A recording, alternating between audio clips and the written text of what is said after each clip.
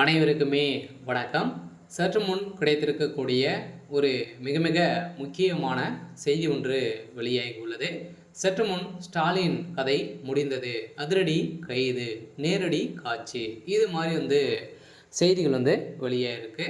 So இப்போ பார்த்தீங்கன்னா சதுரடியாக முதல்வர் ஸ்டாலின் அவர்கள் பார்த்தீங்கன்னா சுற்றுப்பயணம் ஜெர்மனிக்கு பார்த்தீங்கன்னா சுற்றுப்பயணம் வெளிநாடு சுற்றுப்பயணம் ஸோ மேற்கொண்டு இருந்தார்.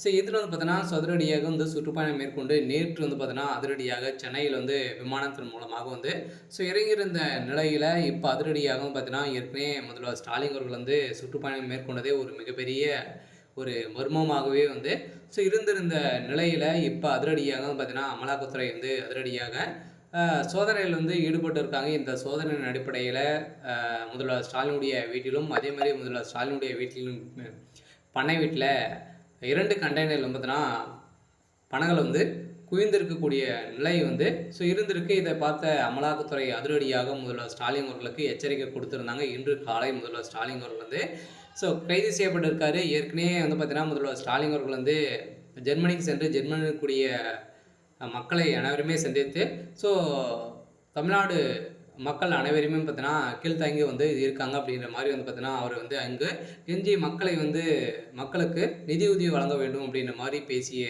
நிலையில் தான் இப்போ ஒரு மிகப்பெரிய சர்ச்சையை ஏற்படுத்தியிருக்கு.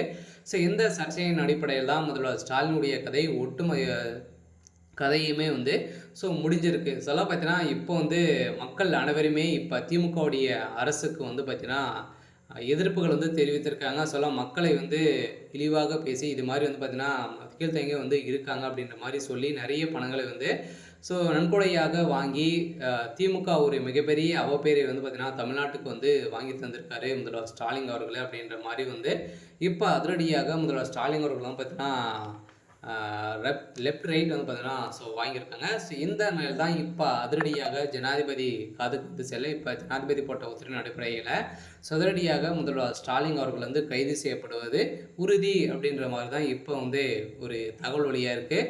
சொல்ல பார்த்தீங்கன்னா அனைவருமே எதிர்பார்த்த மாதிரி முதல்வர் ஸ்டாலினுடைய ஆட்சிக்கு எதிராக ஒரு புறம்போக்காக தான் பார்த்தீங்கன்னா இப்போ செயல்பட்டு வந்தாலுமே இப்போ முதல்வர் ஸ்டாலினுடைய ஆட்சி நடைபெறுவது ஒரு மிகப்பெரிய ஸோ அவப்பேரை ஏற்படுத்தும் விதமாக தான் மக்கள் பார்க்கப்பட்டு இருக்கக்கூடிய நிலையில் முதல்வர் ஸ்டாலின் அவர்களுக்கு ஒரு மிகப்பெரிய எதிர்ப்பு வந்திருக்கு. இந்த எதிர்ப்பின் அடிப்படையில் இப்போ முதல்வர் ஸ்டாலின் கைது செய்யப்பட போகிறாரு.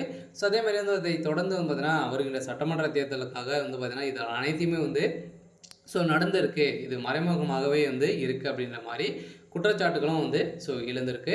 இருந்தாலுமே என்ன நடக்க போகுது அப்படின்றத ஸோ வெயிட் பண்ணி பார்க்கலாம். ஸோ இது மாதிரி செய்திகளை தெரிஞ்சுக்கணும் அப்படின்னா மறக்காமல் நம்மளுடைய சேனலை சப்ஸ்கிரைப் பண்ணி சப்போர்ட் பண்ணுங்கள். தேங்க்யூ.